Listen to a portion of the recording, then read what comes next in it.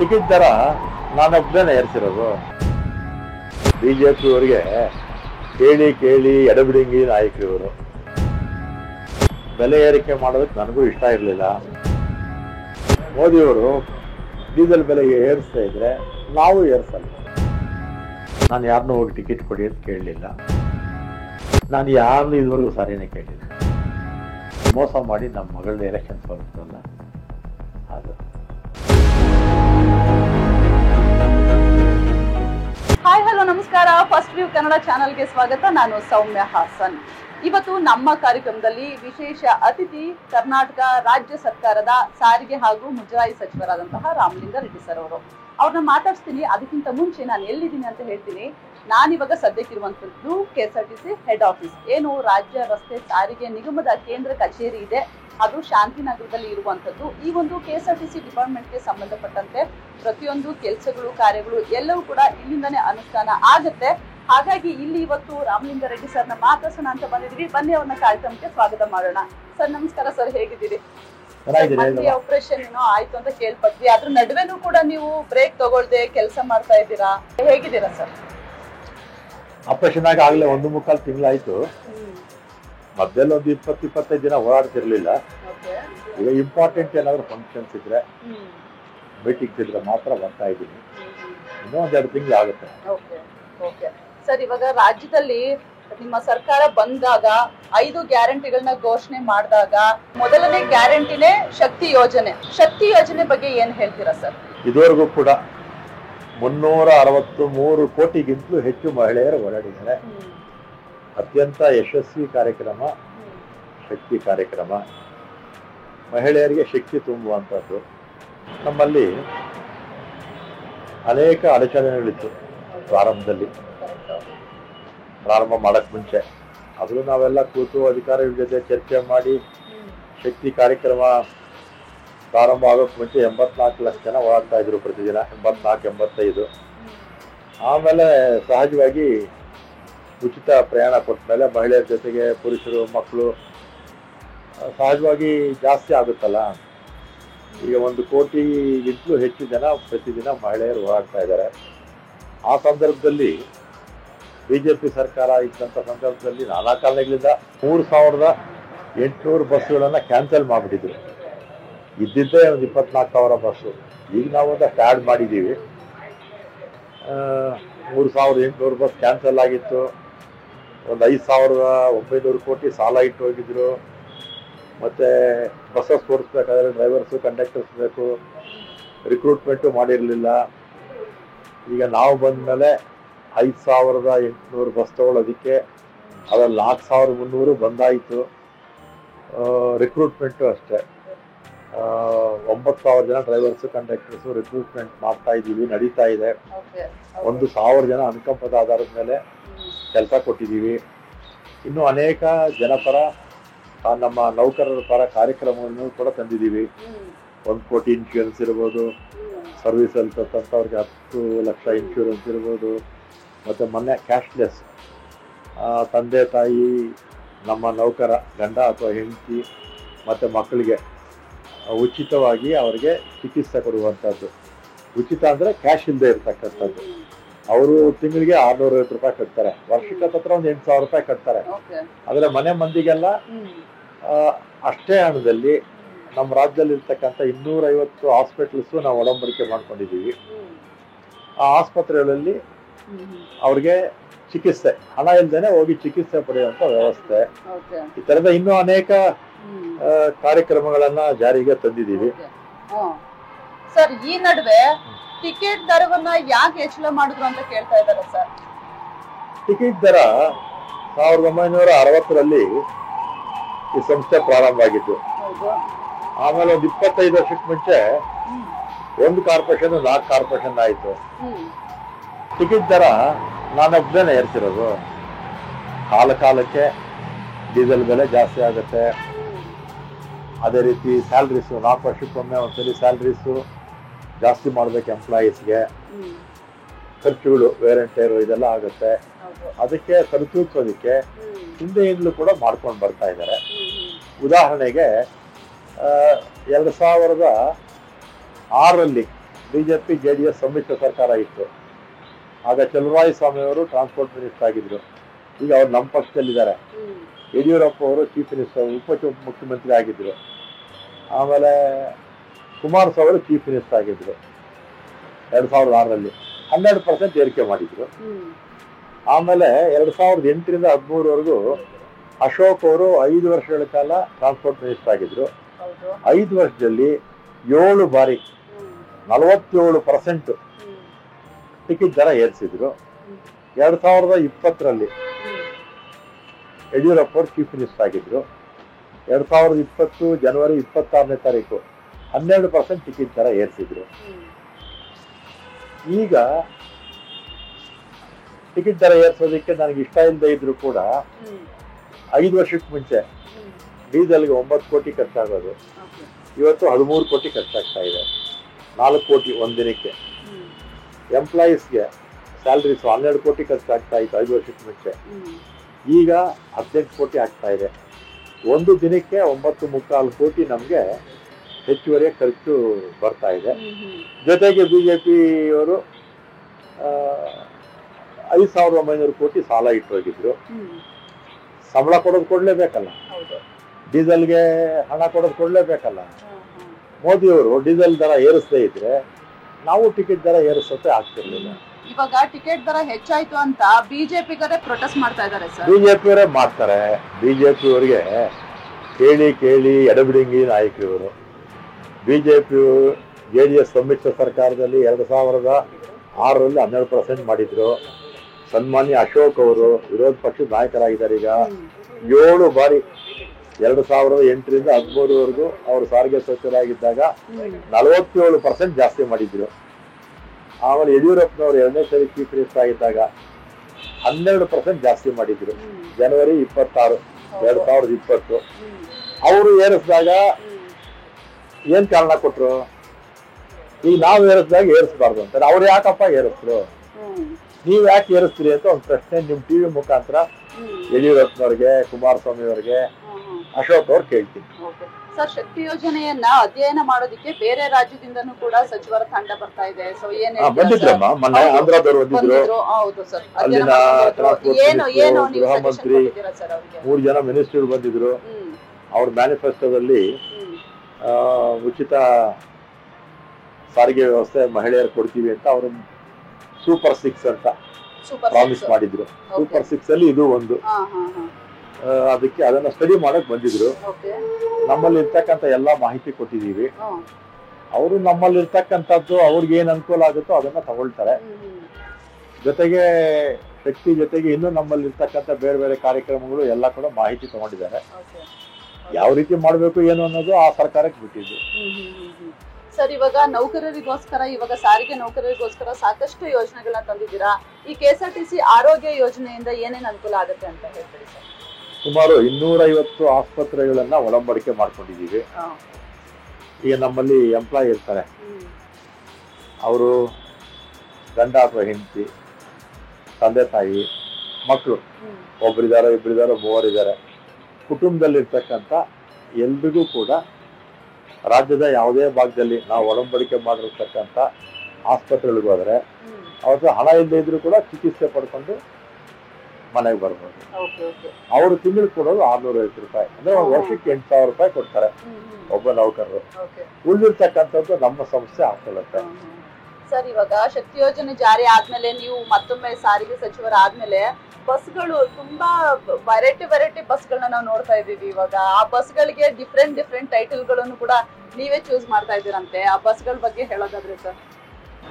ಹಿಂದೆ 4 ವರ್ಷ ನಮ್ಮ ಬಿಜೆಪಿ ಅವರು ಇಷ್ಟು ಬಡಾಯಿ ಕಟ್ಕೊಳ್ತಾರಲ್ಲ, 4 ವರ್ಷ BMTC ಬಿಟ್ರೆ ಕಲ್ಯಾಣ ಕರ್ನಾಟಕ, ವಾಯು ಕರ್ನಾಟಕ, KSRTC ಒಂದು ಬಸ್ಸು ತಗೊಂಡಿರಲಿಲ್ಲ.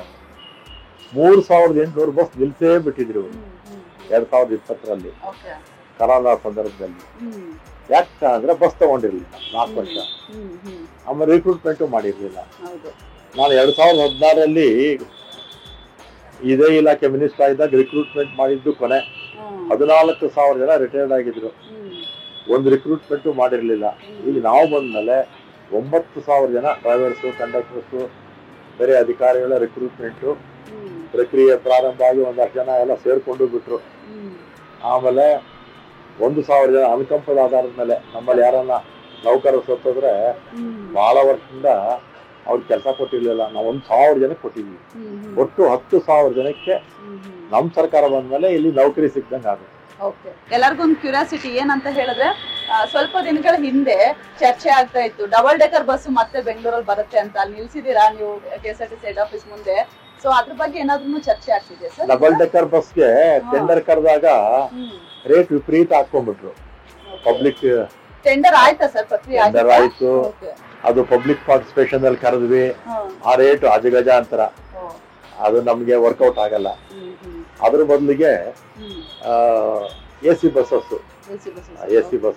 ತಗೊಂಡು ನಮ್ಮ ಮೆಟ್ರೋ ಇದೆಯಲ್ಲ ಅದಕ್ಕೆಲ್ಲ ಕೂಡ ಆಗ್ತಾ ಇದೆ. ಮುಜರಾಯಿ ಇಲಾಖೆಗೆ ಸಂಬಂಧಪಟ್ಟಂತೆ ಸ್ಟಾರ್ಟಿಂಗ್ ಗೆನೆ ನೀವು ವಯಸ್ಕರಿಗೆ, ಹಿರಿಯ ನಾಗರಿಕರಿಗೆ ಫ್ರೀ ದರ್ಶನ, ಶೀಘ್ರ ದರ್ಶನ ಅಂತ ಮಾಡ್ಬಿಟ್ರಿ. ಅದರಿಂದ ತುಂಬಾ ಜನ ಏನು ದೇವಸ್ಥಾನಕ್ಕೆ ಹೋಗೋದೇ ತುಂಬಾ ನೀಟಾಗಿ ದರ್ಶನ ಆಗ್ಬೇಕು, ದೇವ್ರನ್ನ ನೋಡ್ಬೇಕು ಅಂತ. ಸೊ ಆ ವ್ಯವಸ್ಥೆಯಿಂದ ತುಂಬಾ ಜನ ಹಿರಿಯರು, ನಾಗರಿಕರು ಎಲ್ಲರೂ ಕೂಡ ನಿಮ್ಮನ್ನ ಅಪ್ರಿಶಿಯೇಟ್ ಮಾಡ್ತಾ ಇದ್ದಾರೆ, ತುಂಬಾ ಖುಷಿ ಪಡ್ತಾರೆ ಸರ್. ಇದ್ರ ಬಗ್ಗೆ ನಿಮ್ಗೆ ಎಷ್ಟು ಖುಷಿ ಇದೆ ಸರ್?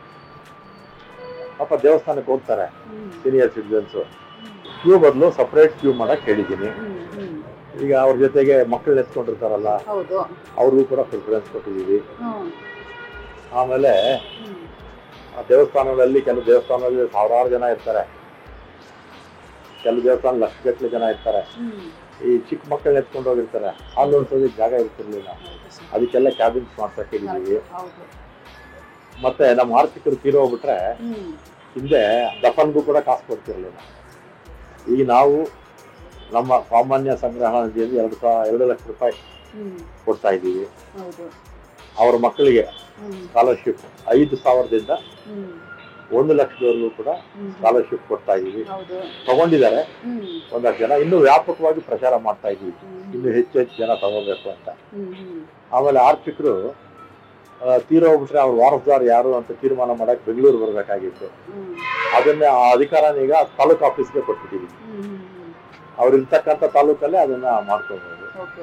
ಆಮೇಲೆ ಆರ್ಥಿಕರು ವಯಸ್ಸಾಗಿರುತ್ತೆ ಅಥವಾ ಕಾಯಿಲೆ ಬಿದ್ದುಬಿಟ್ಟಿರುತ್ತೆ, ಪೂಜೆ ಮಾಡಕ್ಕಾಗಲ್ಲ. ಅವರು ಅವ್ರ ವಾರಸ್ದಾರ್ ನೇಮಕ ಮಾಡಕ್ಕೂ ಆಗ್ತಿರ್ಲಿಲ್ಲ. ಅದಕ್ಕೆ ಅವರು ಕಾಯಿಲೆ ಇದ್ರು ಕೂಡ, ಅವ್ರಿಗೆ ಶಕ್ತಿ ಇಲ್ಲ ಆದ್ರೂ ಕೂಡ ಪೂಜೆ ಮಾಡೋ ಇದಕ್ಕೆ ಅವ್ರ ವಾರಸ್ದಾರ್ ನೇಮಕ ಮಾಡೋದಕ್ಕೆ ಅಧಿಕಾರ ಕೊಟ್ಟಿದ್ವಿ. ಈಗ ಅದೆಲ್ಲ ಕೂಡ ಸುಲಭ ಮಾಡ್ತಾ ಇದ್ವಿ. ಆಮೇಲೆ ಆರ್ಥಿಕರು ನಮ್ದು ಕಾಶಿ ಯಾತ್ರೆ ಎಲ್ಲ ಇದೆಯಲ್ಲ, ಅದಕ್ಕೆ ದುಡ್ಡು ಕೊಟ್ಟು ಅವ್ರು ಹೋಗ್ಬೇಕಾಗಿತ್ತು ಆರ್ಥಿಕರು.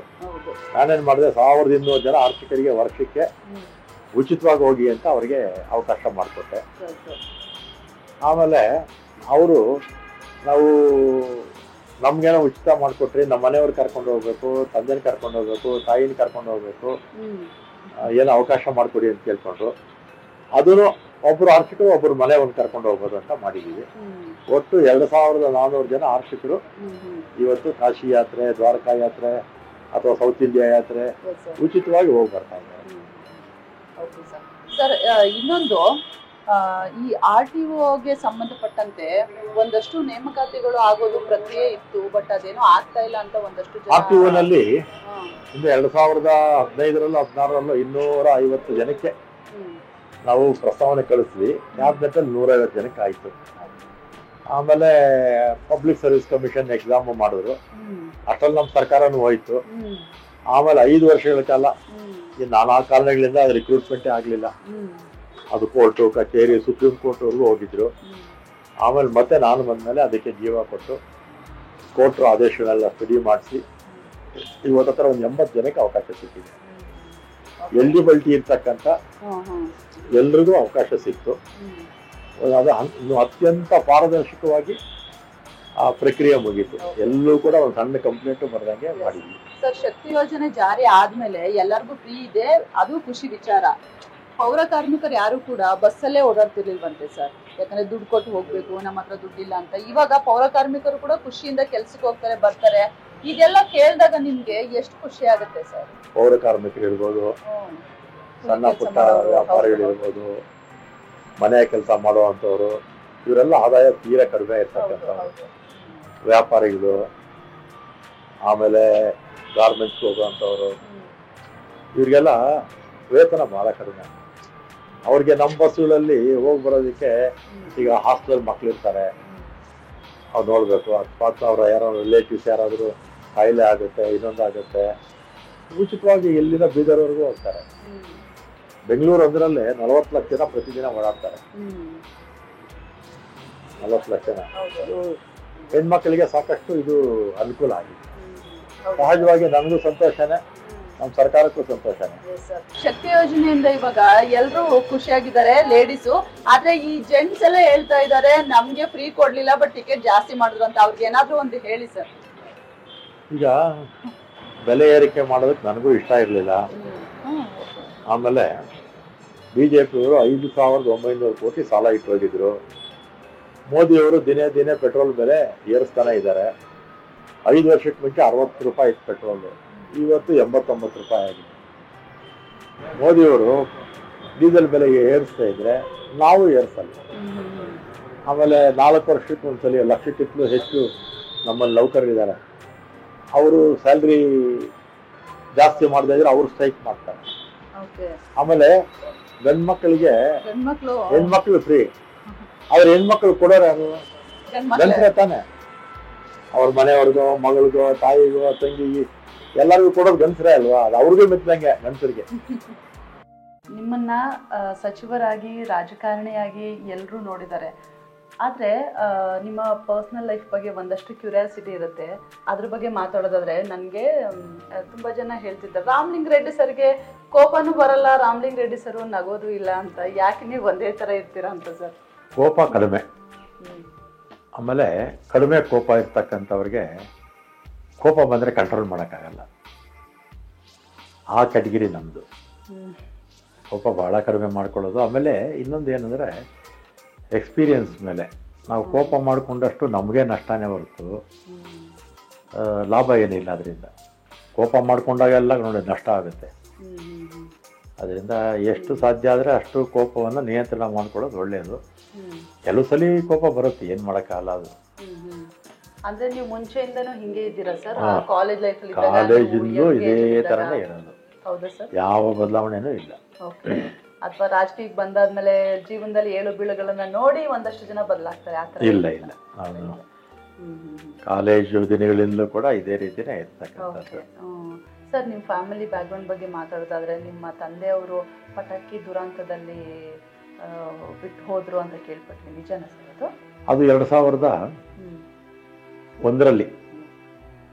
ಆಗ ಮನೆಗಳಲ್ಲಿ ಮಕ್ಕಳು, ಚಿಕ್ಕ ಮಕ್ಕಳು ಇದ್ರಲ್ಲ, ಅವಾಗ ಇನ್ನೂ ನಮ್ಮ ಮಕ್ಕಳೆಲ್ಲ ಕಾಲೇಜ್ ಹೋಗ್ತಾ ಇದ್ರು. ಪಟಾಕಿ ಎಲ್ಲ ಅವರು ಇವರು ತಂದುಕೊಡೋರು. ನಾವು ಮಕ್ಕಳಿಗೆ ಎಷ್ಟು ಪಟಾಕಿ ಬೇಕೋ ಅಷ್ಟು ಮಾತ್ರ ಕೊಡ್ತಾ ಇದ್ವಿ. ಆ ಚಿಕ್ಕ ಚಿಕ್ಕ ಪಟಾಕಿ ಇರ್ತಿತ್ತಲ್ಲ, ಉಳಿದಿದ್ದೆಲ್ಲ ನಮ್ಮ ತಂದೆ ಪ್ರತಿ ವರ್ಷನೂ ಮಧುಗಿರಿಗೆ ತಗೊಂಡೋಗೋರು. ಮಧುಗಿರಿಲಿ ನಮ್ಮ ತೋಟ ಇತ್ತು, 100 ಎಕರೆ ಮೇಲಿತ್ತು.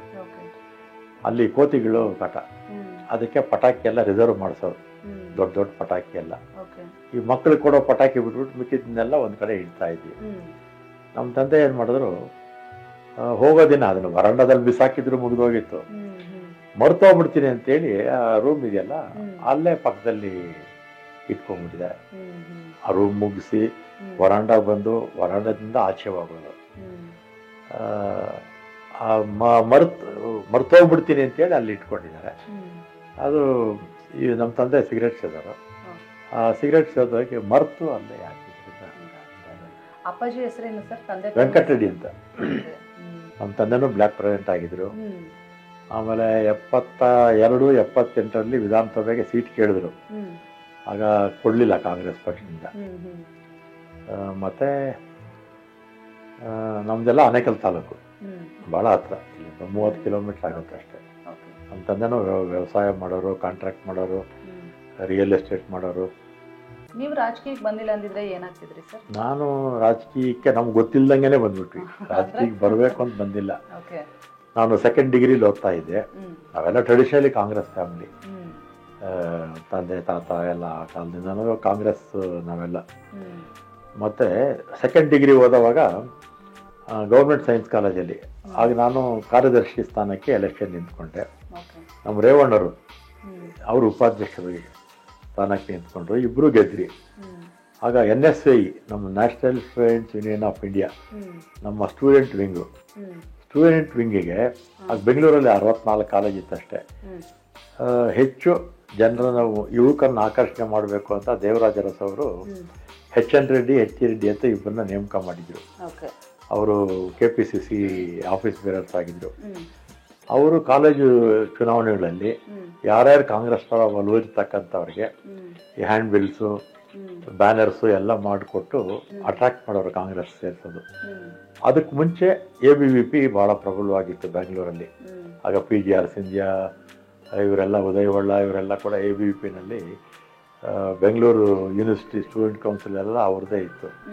ಆಮೇಲೆ ಯಾವಾಗ ಇದೆಲ್ಲ ಕಾಂಗ್ರೆಸ್ಸು ಸಕ್ರಿಯವಾಗಿ ಸ್ಟೂಡೆಂಟ್ ಎಲೆಕ್ಷನ್ಸಲ್ಲಿ ಇಳೀತು, ಆಮೇಲೆ ಕಾಂಗ್ರೆಸ್ಸೇ ಆಗೋಯ್ತು. ನಿಮಗೆ ರಾಜಕೀಯದಲ್ಲಿ ಯಾರು ಸರ್ ಲೀಡರು? ನಾನು ಮೊದಲು 83 ಆಯಿತು, ಮತ್ತು 73ರಲ್ಲಿ ಮತ್ತೆ ಆಗಲೇ ಸ್ಟೂಡೆಂಟ್ ಕೌನ್ಸಿಲ್ಗೆ ಹೋದೆ. ನಾನು ರೇವಣ್ಣವರು ಸ್ಟೂಡೆಂಟ್ಸ್ ಕೌನ್ಸಿಲ್ ವೈಸ್ ಪ್ರೆಸಿಡೆಂಟ್ ಆದರು. ಮತ್ತು NSIಯಲ್ಲಿ ಒಂದು ವರ್ಷ ಕೆಲಸ ಮಾಡಿದ್ಮೇಲೆ ಯೂತ್ ಕಾಂಗ್ರೆಸ್ಗೆ ಹೋದೆ. ಯೂತ್ ಕಾಂಗ್ರೆಸ್ಸಿಂದ 83ರಲ್ಲಿ ಕಾರ್ಪೊರೇಷನ್ ಎಲೆಕ್ಷನ್ ನಿಂತ್ಕೊಂಡೆ. ಆವಾಗ ನಾನು ಕಾರ್ಪೊರೇಟ್ರಾಗಿ ಗೆದ್ದೆ. ಆಗ ಬರೀ 13 ಜನ ಗೆದ್ದಿದ್ದು ಕಾಂಗ್ರೆಸ್ಸಿಂದ, ಅದರಲ್ಲಿ ನಾನು ಒಬ್ಬನೇ. ಜಯನಗರದಿಂದ 8 ಸೀಟ್ ಇತ್ತು, 8ರಲ್ಲಿ ನಾನು ಒಬ್ಬನೇ ಗೆದ್ದಿದ್ದು ಕಾಂಗ್ರೆಸ್ಸಿಂದ. ಆಮೇಲೆ 85ರಲ್ಲಿ ಬ್ಲಾಕ್ ಪ್ರೆಸಿಡೆಂಟ್ ಆದೆ. ನಮ್ಮ ತಂದೆ ಜಾಗಕ್ಕೆ ಹೋದೆ ನಾನು. ನಮ್ಮ ತಂದೆ ಬ್ಲಾಕ್ ಪ್ರೆಸಿಡೆಂಟ್ ಆಗಿದ್ರು. ನಮ್ಮ ತಂದೆ ಸ್ಥಾನಕ್ಕೆ ನನ್ನ ನೇಮಕ ಮಾಡಿದ್ರು. ಮತ್ತು ಲಾ ಕಾಲೇಜ್ ಪ್ರೆಸಿಡೆಂಟ್ ಆಗಿದ್ದೆ, Bengaluru university law college president ಆಗಿದ್ದೆ. ಮತ್ತು ಇದಕ್ಕೆ ಸೆನೆಟ್ಗೆ, ಬೆಂಗಳೂರು ಯೂನಿವರ್ಸಿಟಿ ಸೆನೆಟ್ಗೆ ಅನ್ಅಪೋಸ್ ಆಗಿ ಅವಾಗ ಗೆದ್ದಿದ್ದೆ. ಈಗಿನ ಥರ ಅಲ್ಲ, ಆಗೆಲ್ಲ ಭಾಳ ಟಫ್ ಇರ್ತಿತ್ತು. ಸೆನೆಟ್ ಮೆಂಬರು, ಸಿಂಡಿಕೇಟ್ ಮೆಂಬರ್ ಅಂದರೆ ಭಾಳ ಕಷ್ಟ ಇತ್ತು. ಹೀಗೆ ರಾಜಕೀಯದಲ್ಲಿ ನಮ್ಗೆ ಗೊತ್ತಿಲ್ಲದೇ ರಾಜಕೀಯಕ್ಕೆ ಬಂದ್ಬಿಟ್ವಿ. ಆಮೇಲೆ 89ರಲ್ಲಿ ಅಪ್ಲಿಕೇಶನ್ ಹಾಕಿದೆ ಅಸೆಂಬ್ಲಿಗೆ. ನಾನು ಯಾರನ್ನೂ ಹೋಗಿ ಟಿಕೆಟ್ ಕೊಡಿ ಅಂತ ಕೇಳಲಿಲ್ಲ. ಒಂದಿನ KM ನಾಗರಾಜ್ ಅವರು ಫೋನ್ ಮಾಡೋರು. ಆಗ ವಿಪಕ್ಷದ ನಾಯಕರು ವೀರಪ್ಪ ಮೊಯ್ಲಿಯವರಾಗಿದ್ದರು. ಅಸೆಂಬ್ಲಿಗೆ ಸೀಟ್ಗೆ ಹಾಕಿದ್ದೀರಾ, ಏನು ನಿಲ್ತೀರಾ ಅಂತ ಹೇಳಿದ್ರು. ಸೀಟ್ ಕೊಟ್ಟರೆ ನಿಲ್ತೀನಿ ಅಂದೆ. ಯಾರ್ಯಾರನ್ನು ಭೇಟಿ ಮಾಡಿದ್ದೀರಾ? ನಾನು ಯಾರನ್ನೂ ಭೇಟಿ ಮಾಡಿಲ್ಲ ಅಂದೆ. ಆಮೇಲೆ ವೀರಪ್ಪ ಮೊಯ್ಲಿಯವ್ರನ್ನ ಒಂದ್ಸಲಿ ಭೇಟಿ ಮಾಡಿದರು. ಅದಕ್ಕೆ ಮುಂಚೆ ಅವರು ಅವ್ರ ಹತ್ರ ಎಲ್ಲ ಮಾತಾಡಿದರು. ಆಮೇಲೆ ನಾನು ನಮ್ಮ ತಂದೆ ಒಂದು 10 ಜನ 2 ಕಾರಲ್ಲಿ ಹೋಗಿ ಮೀಟ್ ಮಾಡಿದೆ. ಅವ್ರಿಗೆ ಸೀಟ್ ಕೊಟ್ಟರೆ ನಿಂತ್ಕೊಳ್ತೀನಿ ಅಂತ ಹೇಳಿದೆ. ಎಲ್ಲ ವಿಶ್ವಾಸ ಇದೆ ಅಂತ ಹೇಳಿದೆ. ಅವಾಗ ನಮಗೂ BJPಗೂ JDS ಜನತಾ ಪಕ್ಷ 3,000 ಡಿಫ್ರೆನ್ಸ್ ಇತ್ತು. ಎಷ್ಟು ಪಾರ್ಲಿಮೆಂಟ್ ಎಲೆಕ್ಷನ್ 3,000 ಡಿಫ್ರೆನ್ಸ್ ಇತ್ತು. ಆಗ ಆಯಿತು ನಿಲ್ತೀನಿ, ಮತ್ತು ಹಣಕಾಸು ಏನೂ ಬೇಡ, ನಾವೇ ಹೊಂದಿಸ್ಕೊಳ್ತೀವಿ ಅಂತಲೂ ಹೇಳಿದೆ. ಆಮೇಲೆ ಅಷ್ಟು ಒಂದೇ ವಾರಕ್ಕೆ ಸೀಟ್ ಆಗೋಯ್ತು. ಆಮೇಲೆ 85ರಲ್ಲಿ ಸೋತೆ. ಆವಾಗ ಏನಾಯಿತು, ಬ್ಯಾಂಗ್ಳೂರಲ್ಲಿ 78ರಲ್ಲಿ 12ಕ್ಕೆ 12 ನಾವು ಸೋತೋಗಿದ್ವಿ ಕಾಂಗ್ರೆಸ್ಸು. ಅವಾಗೆಲ್ಲ ಜನತಾ ಪಕ್ಷ 12ಕ್ಕೆ 12 ಬೆಂಗಳೂರಲ್ಲಿ ಜನತಾ ಪಕ್ಷ. 83ರಲ್ಲೂ ಕೂಡ 10 ಗೆದ್ದು ಜನತಾದಳ ಬಂದಿತ್ತು. ಜನತಾ ಪಕ್ಷ, ಆಗ ಜನತಾದಳ ಅಲ್ಲ, 2 ಮಾತ್ರ ಕಾಂಗ್ರೆಸ್ ಬಂದಿತ್ತು. 85ರಲ್ಲೂ 10 ಜನ ಜನತಾದಳ, ಜನತಾ ಪಕ್ಷ 2 ಕಾಂಗ್ರೆಸ್ಸು. 85ರಲ್ಲಿ ಜಾರ್ಜು ಮತ್ತು ಇವರು ಕಣ್ಣಲ್ಲಿರಬೇಕು, 2 ಸೀಟೇ ಬಂದು. ಆಮೇಲೆ 89ರಲ್ಲಿ ಬೆಂಗಳೂರಲ್ಲಿ 1-2 ಬಿಟ್ಟರೆ ಎಲ್ಲ ಕಾಂಗ್ರೆಸ್ಸು ಬಂತು. 89ರಿಂದ ಸತತವಾಗಿ 8 ಸಲ ಈಗ ಶಾಸಕನಾಗಿ ಆಯ್ಕೆ ಆಗಿದ್ದೀನಿ. ನಿಮಗೆ ಎಲ್ಲ ಆಶ್ಚರ್ಯ ಆಗುವಂಥದ್ದೇನು ಅಂದರೆ, ನನ್ನ ಯಾವ ಚುನಾವಣೆಯಲ್ಲೂ ಕೂಡ ನಾನು ನಂದು ಅಂತ ದುಡ್ಡು ನಾನು ಖರ್ಚು ಮಾಡಲಿಲ್ಲ. ಡಿಪಾಸಿಟ್ ಕಟ್ಟೋದ್ರಿಂದ ಹಿಡಿದು ನಮ್ಮ ಹಣಕ್ಕೆ ಎಲೆಕ್ಷನ್ ಏನು ಖರ್ಚಾಗುತ್ತೋ ಅದೆಲ್ಲ ಕೂಡ ನಮ್ಮ ಸ್ನೇಹಿತರು ಜನನೇ ಆಗಲೂ ಕೊಟ್ಟರು, ಈಗಲೂ ಕೊಡ್ತಾ ಇದ್ದಾರೆ. ಆಮೇಲೆ ಇತ್ತೀಚೆಗೆಲ್ಲ ಮತದಾರರಿಗೆ ಹಣ ಕೊಡೋ ಸಂಪ್ರದಾಯ ಬಂದ್ಬಿಟ್ಟಿದೆ. ನಾನು ಇದುವರೆಗೂ ಕೂಡ ನಮ್ಮ ಕ್ಷೇತ್ರದ ಮತದಾರನ ಯಾರನ್ನ ಕೇಳಿಬೇಕಾದ್ರೆ ಓಟ್ಗೆ ಅಂತ ನಾನು 1 ರೂಪಾಯಿ ಕೂಡ ಇದುವರೆಗೂ ಕೊಟ್ಟಿಲ್ಲ. ಆದರೆ ನಮ್ಮ ಬೂತ್ ಮಟ್ಟದ ಕಾರ್ಯಕರ್ತರಿಗೆ ಅದು ಮಾಮೂಲಿ ಅದು ಕೊಡ್ತೀವಿ. ಅದು ನಾನು ನಿಮ್ಮ ಕ್ಷೇತ್ರಕ್ಕೆ ಬಂದಾಗ ಸರ್, ಒಂದು ಸ್ಕೂಲ್ನ ನೋಡಿದ್ರೆ ಅದು ಗವರ್ನಮೆಂಟ್ ಸ್ಕೂಲ್ ಅಂತ ಯಾರು ಕೂಡ ಗೆಸ್ ಮಾಡೋದಕ್ಕೇ ಆಗಲ್ಲ. ಅಲ್ಲಿ ಆ ಸ್ಕೂಲಲ್ಲಿ ಡಾಕ್ಟರ್ಗಳನ್ನೂ ಕೂಡ ನೀವು ಇಟ್ಟಿದ್ದೀರಿ, ಡಿಜಿಟಲ್ ಲೈಬ್ರರಿ ಇದೆ, ಆಮೇಲೆ ಯಾವ ಪ್ರೈವೇಟ್ ಸ್ಕೂಲು ಕೂಡ ಆ ರೀತಿ ಇರಲ್ಲ. ಸೊ ಈ ಕೆಲಸದಿಂದನೇ ಇವತ್ತು ಕ್ಷೇತ್ರದ ಜನ ನಿಮ್ಮನ್ನ 8 ಬಾರಿ 22 ಸ್ಕೂಲು ಕೂಡ ಅಪ್ಡೇಟ್ ಮಾಡಿದ್ದೀನಿ. ಹೌದು. ಆಮೇಲೆ ನಾನು ಓದಿದಂಥ ಒಂದು ಶಾಲೆ ಕೂಡ ಅಪ್ಡೇಟ್ ಮಾಡಿದ್ದೀನಿ, ಹೊಂಬೇಗೌಡ ಸ್ಕೂಲಲ್ಲಿ. ಅದು ಗರ್ಲ್ಸ್ ಸೆಕ್ಷನ್ ಸ್ವಲ್ಪ ಹದಗೆಟ್ಟಿತ್ತು, ಅವ್ರು ಕೇಳ್ಕೊಂಡ್ರು, ಅದನ್ನು ಕೂಡ ಅಪ್ಡೇಟ್ ಮಾಡಿಕೊಟ್ಟಿದ್ದೀವಿ. ನಮ್ಮ ಮಗಳ ಕಾನ್ಸೆನ್ಸ್ನಲ್ಲೂ ಕೂಡ ಒಂದು 5 ಸ್ಕೂಲ್ ಆಗಿದೆ. ಒಟ್ಟು ಒಂದು 28 ಶಾಲೆಗಳನ್ನು ಅಪ್ಡೇಟ್ ಮಾಡಿದ್ದೀವಿ.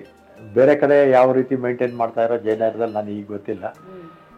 ನನ್ನ ಕ್ಷೇತ್ರದಲ್ಲಂತೂ ನಾವು ಪ್ರಾರಂಭ ಮಾಡೋದ ಹೇಗಿತ್ತು ಈಗಲೂ ಅದೇ ರೀತಿಯೇ ಮೇಂಟೈನ್ ಮಾಡ್ತಾ ಇದ್ದೀವಿ. ಈಗಲೂ ಬೆಳಿಗ್ಗೆ 2 ಸ್ಕೂಲ್ಗೆ ಹೋಗಿದ್ದೆ, 2 ಸ್ಕೂಲಲ್ಲಿ ಅದೇ ಥರದ ವಾತಾವರಣ ಇದೆ.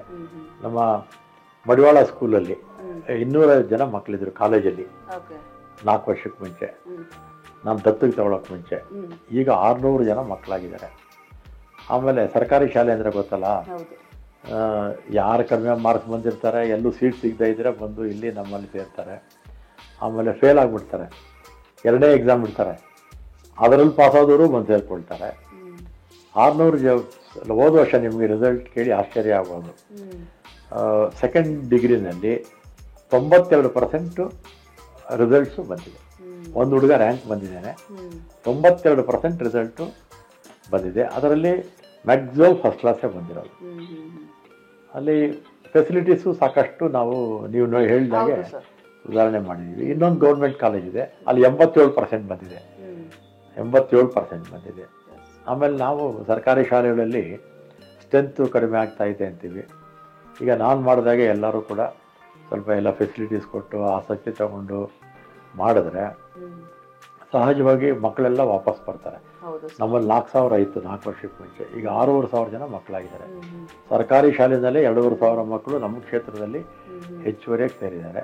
ಈಗ ನನಗೆ ಯಾರು ಇದಕ್ಕೆ ಇನ್ಫ್ಲೂಯೆನ್ಸ್ ಅಂದರೆ ಕ್ರೇಜಿವಾಲ್ ಒಂದು ಶಾಲೆ ಮಾಡಿದ್ದು ಒಂದು ವಿಡಿಯೋ ನೋಡಿದ್ದೆ. ಕ್ರೇಜಿವಾಲ್ ಮಾಡೋಕ್ಕಾದರೆ ನಾವು ಯಾಕೆ ಮಾಡೋಕ್ಕಾಗಲ್ಲ ಅಂತ ನಾನು ಕೂಡ ಮಾಡಿದೆ. ಮತ್ತು ಅದೇ ರೀತಿ ನಮ್ಮ ಇದು ಅಷ್ಟೇ, ನಮ್ಮ ಹೆಲ್ತ್, ನಮ್ಮಲ್ಲಿರ್ತಕ್ಕಂಥ ನಮ್ಮ ಕ್ಲಿನಿಕ್ಸ್ ಇರ್ಬೋದು, ಅಥವಾ ನಮ್ಮ ಪಬ್ಲಿಕ್ ಹೆಲ್ತ್ ಸೆಂಟರ್ಸು, ಮತ್ತು ನಮ್ಮ ಮಟರ್ನಿಟಿ ಹೋಮ್ ತಾವರೆಕೆರೆ, ಮತ್ತು ಎಲ್ಲ ಇದೆ. ಆಮೇಲೆ ಇದು ಅಷ್ಟೇ ನಮ್ಮದು ಈ ಸಾಲಿಡ್ ವೇಸ್ಟ್ ಮ್ಯಾನೇಜ್ಮೆಂಟು, CM ಬಂದಿದ್ರು, DCM ಎಲ್ಲರೂ ಕೂಡ ಬಂದರು. ಸಾಲಿಡ್ ವೇಸ್ಟ್ ಮ್ಯಾನೇಜ್ಮೆಂಟಲ್ಲೂ ಕೂಡ ನಾನು 4-5 ವರ್ಷಕ್ಕೆ ಮುಂಚೆನೇ ಹೇಳಿದೆ, ನಾವು ಮಾಡೋ ರೀತಿ ನೀವು ಕೂಡ ಕಮಿಷನರ್ಗೆ ಹೇಳಿದೆ, ಎಲ್ಲ ಕಡೆ ಪ್ರಾರಂಭ ಮಾಡಿಸಿ ನಮಗೆ ಈ ಸಾಲಿಡ್ ವೇಸ್ಟ್ ಮ್ಯಾನೇಜ್ಮೆಂಟಲ್ಲಿ ಕಸ ನಮ್ಮದು ಕಡಿಮೆ ಫೀಲ್ಡ್ಗೆ ಹೋಗುತ್ತೆ ಅಂತ ನಾನು ಹೇಳಿದ್ದೆ. ಏನು ಇತ್ತೀಚೆಗೆ ಮಾಡಿದ್ದಾರೆ. ಸರ್, ನಿಮಗೆ 2 ಮಕ್ಕಳ ಬಗ್ಗೆ ಹೇಳೋದಾದ್ರೆ ಮಗಳು ಸೌಮ್ಯ ರೆಡ್ಡಿ ಚಿಕ್ಕ ವಯಸ್ಸಿಂದನೇ ಈ ಪ್ರಾಣಿಗಳ ಬಗ್ಗೆ, ಪಕ್ಷಿಗಳ ಬಗ್ಗೆ, ಟೋಟಲಿ ಎನ್ವೈರ್ಮೆಂಟ್, ಪರಿಸರದ ಬಗ್ಗೆ ಕಾಳಜಿ ಇರ್ತಕ್ಕಂಥದ್ದು. ಓದಿರೋದು ಅದೇ ಅಮೇರಿಕಾದಲ್ಲಿ, ಪರಿಸರದ ಬಗ್ಗೆನೇ ಓದ್ಕೊಂಡು ಬಂದಿರೋದು. ಮತ್ತು ಸಮಾಜ ಸೇವೆ ಬಗ್ಗೆ ಹೆಚ್ಚು ಒಲವು ಚಿಕ್ಕ ವಯಸ್ಸಿಂದನು. ಮತ್ತು ಈ ವೀಗನ್ ಅಂತ ಇತ್ತಲ್ಲ, ಹಾಲು, ಪ್ರಾಣಿಗಳಿಗೆ ಸಂಬಂಧಪಟ್ಟಿದ್ದು, ಅದಕ್ಕೆ ಹಾಲಾಗಲಿ ತುಪ್ಪ ಆಗಲಿ 13ನೇ ವಯಸ್ಸಿಗೆ ಅವಳು 13ನೇ ವಯಸ್ಸಿಗೆ ಇದೆಲ್ಲ ಕೂಡ ಬಿಟ್ಟಿದ್ಲು. ಮತ್ತು ಮಗ ಹರಿರಾಜ್ ಅಂತ, ಬಿಸ್ನೆಸ್ ರಾಜಕೀಯದಲ್ಲಿ ಹೆಚ್ಚು ಆಸಕ್ತಿ. ಸೌಮ್ಯ ರೆಡ್ಡಿ ಮೇಡಮ್ನ ಯಾಕೆ ನೀವು ರಾಜಕೀಯಕ್ಕೆ ತಗೊಬಂದಿದ್ರಿ ಸರ್? ನಾವು ತರಲಿಲ್ಲ, ಬಲವಂತ ಮಾಡಿ ಬೇಡ ಅಂದ್ರೂ ಬಂದಿದ್ದು. ಹೌದಾ?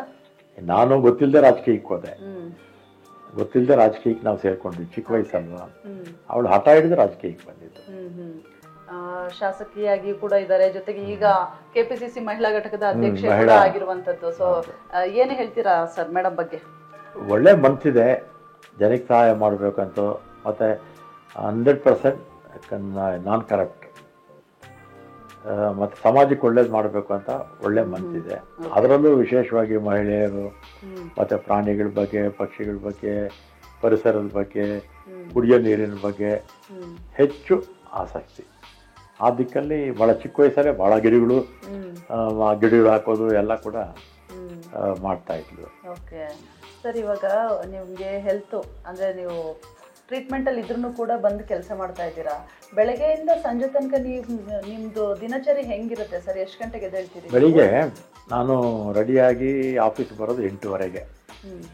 8:30 ಮುಂಚೆ ಯೂಶುವಲ್ ಆಗಿ ಯಾರು ಬರಲ್ಲ. ಅಲ್ಲಿ ಕೋರಮಂಗಲ ಆಫೀಸಲ್ಲೂ ನೀವೇ ಇರ್ತೀರಾ? ಇರ್ತೀನಿ, 8:30 ಬರ್ತೀನಿ. 8:30 ಬರ್ತೀನಿ. ಯಾರು ಮನೆಗೆ ಯಾರು ಬರಲ್ಲ, ಯಾರಾದ್ರೂ ಇನ್ವಿಟೇಷನ್ಸ್ ಏನಾರು ಕೊಡ್ಬೇಕಾದ್ರೆ ಬರ್ತಾರೆ ಅಷ್ಟೇ. ಆಮೇಲೆ 8:30 ಆಫೀಸಲ್ಲೂ, ಆಮೇಲೆ ಕಾರ್ಯಕ್ರಮಗಳು ಮತ್ತೆ ಇದೇ ಇರುತ್ತೆ. ನಿಮ್ಮ ಕ್ವಾಲಿಫಿಕೇಶನ್ ಏನು ಸರ್? BSc LLB ಸೇರಿದ್ದೆ ಕಾಲೇಜಿಗೆ. ಆದರೆ ನಾನು ಹೇಳಿದಲ್ಲ, ಸೆಕೆಂಡ್ ಡಿಗ್ರಿ ಇಂದಲೇ ರಾಜಕೀಯದಲ್ಲಿ ಸಕ್ರಿಯವಾಗಿದ್ದರಿಂದ ಕಾಲೇಜಿಗೆ ಹೋದ್ವಿ, ಲಾ ಕಾಲೇಜಿಗೆ ಓದಲಿಲ್ಲ. ಈ ರಾಜಕೀಯದಲ್ಲಿ ಸಕ್ರಿಯವಾಗಿದ್ಬಿಟ್ಟಿದ್ವಲ್ಲ, ಅದರಿಂದ ಅವಾಗೆಲ್ಲ ಫುಲ್ ನೀವು ಲೀಡರ್ಶಿಪ್ ತಗೊಂಡು ಫುಲ್ ಗ್ಯಾಂಗ್ ಎಲ್ಲ ಕಟ್ಕೊಂಡು ಆ ತರ ಅವಾಗ ಆಗಿದ್ದಲ್ಲ. ಲಾ ಕಾಲೇಜ್ ಪ್ರೆಸಿಡೆಂಟ್ ಆಗಿದ್ದೆ, science college, government science college secretary ಆಗಿದ್ದೆ, ನಮ್ಮ ಸ್ಟೂಡೆಂಟ್ ವಿಂಗ್ ಆಫೀಸ್ ಬೇರರ್ ಆಗಿದ್ದೆ. ನಾನು ಓದುವಾಗಲ್ಲ ಅಂತ ಸಮಯದಲ್ಲೇ ಗ್ರಾಮಾಂತರ ಪ್ರದೇಶದಿಂದ ಬರ್ತಿದ್ರಲ್ಲ, ಅವ್ರಿಗೆಲ್ಲ ಕಾಲೇಜ್ ಸೀಟುಗಳು ಕೊಡಿಸ್ತಾ ಇದ್ದೆ ನಮ್ಮ ಕಾಲೇಜಲ್ಲಿ. ಮತ್ತು ಲಾ ಕಾಲೇಜಲ್ಲಿ ಓದುವಾಗಲೂ ಕೂಡ ಗ್ರಾಮಾಂತರದಿಂದ ಯಾರ್ಯಾರು ಬರ್ತಾರೆ ಅವ್ರಿಗೆಲ್ಲ ಕರ್ಕೊಂಡೋಗಿ ನಾನೇ ಸೀಟ್ ಕೊಡಿಸ್ತಾ ಇದ್ದೆ. ಸ್ಕಾಲರ್ಶಿಪ್ಸ್ ಎಲ್ಲ ಕೊಡಿಸ್ತಾ ಇದ್ದೆ. ಸರ್ಕಾರದಿಂದ ಅವಾಗೆಲ್ಲ ಸ್ಕಾಲರ್ಶಿಪ್ಸ್ ಎಲ್ಲ ಕೊಡ್ತಾರಲ್ಲ, ಅವ್ರಿಗೆಲ್ಲ ಕೊಡಿಸ್ತಾ ಇದ್ದೆ. ಮುಂಚೆಯಿಂದ ನೀವು ಹಿಂಗೇನಾ ಸರ್? ತುಂಬಾ ಸೀದಾ ಸಾದಾ ಸಿಂಪಲ್, ಯಾರ ಜೊತೆ ಜಗಳ ಮಾಡೋದು, ಆಡಂಬರ ಮಾಡೋದು ಆ ತರ ಏನಿಲ್ಲ ಅಂತ ಅನ್ಸುತ್ತೆ? ಇದು ಅದೇ ತರ ಮೊದಲಿಂದ ಅಷ್ಟೇ. ನಿಮ್ಮ ಇಂಟ್ರೆಸ್ಟ್ ಬಗ್ಗೆ ಸ್ವಲ್ಪ ಮಾತಾಡೋದಾದ್ರೆ, ಅಂದ್ರೆ ನೀವು ಸ್ಕೂಲು ಕಾಲೇಜ್ಗೆಲ್ಲ ಹೋಗುವಾಗ ಈ ಸಿನಿಮಾ ನೋಡೋದು, ಸ್ವಲ್ಪ ಲೈಫ್ ಸ್ಟೈಲ್ ಚೇಂಜ್ ಮಾಡ್ಕೊಳ್ಳೋದು ಆ ಥರದ್ದೆಲ್ಲ ಇಷ್ಟ? ಸ್ಕೂಲು, ಕಾಲೇಜು, PUC ವರೆಗೂ ಹೆಚ್ಚು ಸಿನಿಮಾಗಳೇನು ನೋಡ್ತಿರ್ಲಿಲ್ಲ. ಎಲ್ಲೋ ಅಲ್ಲಿ ನಮ್ಮ ಮನೆ ಹತ್ರನೇ ಹತ್ತಿರದಲ್ಲಿರ್ತಕ್ಕಂಥ ಸಿನಿಮಾ ಥಿಯೇಟರ್ಸ್ಗೆ ಅಪರೂಪವಾಗಿ ಅವನನ್ನ ಹೋಗ್ತಾ ಇದ್ವಿ. ಆಮೇಲೆ ಕಾಲೇಜಿಗೆ ಬಂದಮೇಲೆ, ಡಿಗ್ರಿಗೆ ಬಂದ್ವಲ್ಲ, ಆಮೇಲೆ ಇಲ್ಲೇ ಸೆಂಟ್ರಲ್ ಕಾಲೇಜ್ ನಮ್ದೆಲ್ಲ ಹೆಡ್ ಕ್ವಾರ್ಟರ್ಸು. ಬೆಂಗಳೂರಲ್ಲಿರ್ತಕ್ಕಂಥ ಎಲ್ಲ ಸ್ಟೂಡೆಂಟ್ ಲೀಡರ್ಸು ಸೆಂಟ್ರಲ್ ಕಾಲೇಜು ಕ್ಯಾಂಟೀನ್ನೇ ಹೆಡ್ ಆಫೀಸು. ಅಲ್ಲಿಗೆಲ್ಲ ಬರ್ತಾ ಇದ್ವಿ. ಮಧ್ಯಾಹ್ನದ ಹೊತ್ತು ಫ್ರೀಯಾಗಿ ಇರ್ತಾ ಇದ್ವಲ್ಲ, ವಾರಕ್ಕೆ ಒಂದು 4-5 ಸಿನಿಮಾ ನೋಡ್ತಾ ಇದ್ವಿ. ಅದರಲ್ಲೂ ನಮಗೆ ಎಲ್ಲ ಫೇವ್ರೇಟ್ ಅಂದರೆ ರಾಜ್ಕುಮಾರ್ ಸಿನಿಮಾ. ಬೇರೆ ಬೇರೆ ಸಿನಿಮಾಗಳು, ಇಂಥ ಭಾಷೆ ಅಂತ ಏನಿಲ್ಲ, ಯಾವ ಭಾಷೆ ಸಿನಿಮಾ ಚೆನ್ನಾಗಿದ್ದರೆ ಎಲ್ಲ ಭಾಷೆ ನೋಡ್ತಾ ಇದ್ವಿ. ಆದರೆ ನಮ್ಮ ಫೇವ್ರೇಟ್ ಆ್ಯಕ್ಟರ್ ಅಂದರೆ ರಾಜ್ಕುಮಾರ್ ಅವರು.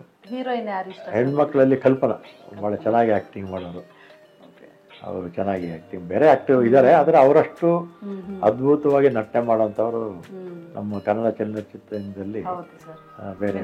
ಕಲ್ಪನಾ ಹೀರೋ ಹೀರೋಯಿನ್ ಎಲ್ಲರೂ ನಿಮಗೆ ಎಲ್ಲಪ್ಪ ಈಗ ಇತ್ತೀಚೆಗೆ ಬಂದಿರತಕ್ಕಂಥವ್ರು ಕಡಿಮೆ, ಅದರ ಮೊದಲಿಂದ ಗೊತ್ತು ಎಲ್ಲರಿಗೂ ಬಹುತೇಕ.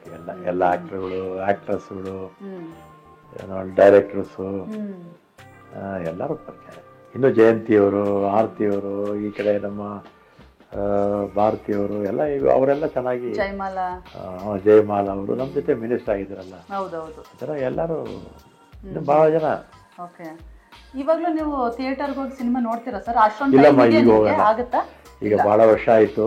ಈ ಫೋರಮ್ ಅಲ್ಲಿ ಅವಾಗ ಹೋಗ್ತಿದ್ವಿ, ಈಗ ನೋಡಲ್ಲ. ಈಗೇನಾಗುತ್ತೆ, ಮನೆಗಳಲ್ಲೇ ಇದಿರುತ್ತಲ್ಲ, ಸೆಟಪ್ ಬಾಕ್ಸ್ ಇರುತ್ತಲ್ಲ, ಅದರಲ್ಲೇ ನೋಡ್ತೀನಿ ಯಾವ್ದಾನ ಇಂಪಾರ್ಟೆಂಟ್ ಇದ್ರೆ. ನಿಮ್ಗೆ ಏನ್ ತಿಂಡಿ ಇಷ್ಟ ಸರ್? ನಮ್ಗೆ ಎಲ್ಲಾ ತಿಂಡಿನೂ ಇಷ್ಟೇ, ರುಚಿಯಾಗಿರ್ಬೇಕು. ಆಮೇಲೆ ರುಚಿಗಿಂತಲೂ ಇಂಪಾರ್ಟೆಂಟು ಶುಚಿಯಾಗಿರ್ಬೇಕು. ಒಂಚೂರು ಗಲೀಜಿದ್ರು ಕೂಡ ನಾನು ಊಟ ಮಾಡಲ್ಲ. ಯಾವುದೇ ಹೋಟ್ಲ್ ಇರ್ಬೋದು, ಮನೆ ಇರ್ಬೋದು, ನಾನು ಗಲೀಜಿದ್ರೆ ಊಟನೇ ಮಾಡಲ್ಲ, ಅವಾಯ್ಡ್ ಮಾಡ್ಬಿಡ್ತೀನಿ. ಈ ವಿಷಯಕ್ಕೆ ಮೇಡಮ್ ಜೊತೆ ಜಗಳ ಆಗಿದ್ಯಾ? ಇಲ್ಲ, ನಮ್ಮ ಮನೆಯಲ್ಲಿ ಕ್ಲೀನ್ ಆಗಿ. ಆಮೇಲೆ ನಮ್ಗೆ ಇನ್ನೊಂದು, ಈ ಮೊದಲು ಪುಸ್ತಕ ಓದೋ ಅಭ್ಯಾಸ ಇದು ಈಗಿಲ್ಲ. 25-30 ವರ್ಷ ಮೇಲಾಗೋಯ್ತು. ಆಮೇಲೆ ಟೂರ್ ಹೊಡಿಯೋದು ಅಂದರೆ ಭಾಳ ಇಷ್ಟ. ನಾನು ಸುಮಾರು ಒಂದು 85 ದೇಶಗಳನ್ನ ನೋಡಿದ್ದೀನಿ. ಈಗ 5 ವರ್ಷದಿಂದ ಒಂದು ದೇಶಕ್ಕೂ ಒಂದು ಟೂರು ಹೋಗಿಲ್ಲ. 5 ವರ್ಷದಿಂದ ಹೋಗಿಲ್ಲ, 19 ಹೋಗಿಲ್ಲ. ಈ ಕರೋನಾ ಬಂತಲ್ಲ, ಅದಾದ್ಮೇಲೆ ಹೋಗ್ಲಿಲ್ಲ. ಈಗ 2025 ಮೇಲೆ ಹೋಗೋಣ ಅಂತಿದ್ದೀನಿ. ಇನ್ನೂ ಒಂದು 50-60 ದೇಶ ನೋಡುವಂತಿದ್ದೆ. ಬರೀ ನಮ್ಮ ದೇಶ ಕರ್ನಾಟಕನೇ ನೋಡಿದ್ರೆ ಅಲ್ಲ, ಇಡೀ ಪ್ರಪಂಚ ನೋಡ್ಬೇಕು ನಾವು. ಅದ್ಭುತವಾಗಿದೆ, ಅದ್ಭುತ. ನಿಮ್ಗೆ ಯಾವ ದೇಶ ಇಷ್ಟ ಆಗುತ್ತೆ? ಅಂದ್ರೆ ಯಾವ ಪ್ಲೇಸ್ ನಿಮ್ಗೆ ಏನೋ ಸ್ವಲ್ಪ ಏನೋ ರಿಲ್ಯಾಕ್ಸ್ ಆಗ್ಬೇಕು, ನಾ ಎಲ್ಲೋ ಹೋಗ್ಬೇಕು ಅಂದ್ರೆ ನೀವು ಎಲ್ಲಿಗೆ ಹೋಗ್ತೀರಾ ಫಸ್ಟ್? ಒಂದ್ ದೇಶ ನೋಡಿದ ದೇಶ ಮತ್ತೆ ನಾನು ಹೋಗಲ್ಲ. ಒಂದ್ಸಲಿ ನೋಡ್ತೀವಲ್ಲ, ಮತ್ತೆ ಆ ದೇಶಕ್ಕೆ ಹೋಗಲ್ಲ.